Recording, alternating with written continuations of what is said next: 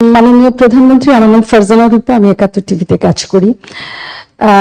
নতুন press secretary বলেছেন intelligent প্রশ্ন করতে আর চীন বিষয়ক প্রশ্ন করতে, কিন্তু একটা বোকা প্রশ্ন আর বাংলাদেশ নিয়ে প্রশ্ন করতে চাই। অবশ্যই। হ্যাঁ, তো ওটা রুটিন কাজ, ওটা বলতে হয়।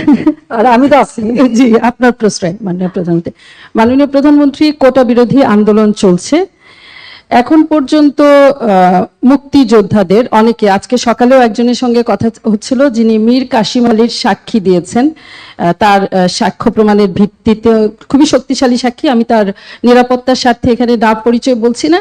তার স্ত্রী ক্যান্সার আক্রান্ত, তার নিজের শরীরের অবস্থা খুব খারাপ, কিন্তু চিকিৎসার টাকা নেই। এই আমাদের মুক্তিযোদ্ধাদের অবস্থা এখন পর্যন্ত, এবং তাদেরকে উদ্দেশ্য করে প্রতিনিয়ত অবমাননাকর বক্তব্য রাখা হচ্ছে। ঠুসঠাস কোটা থেকে শুরু করে নিশ্চয়ই আপনার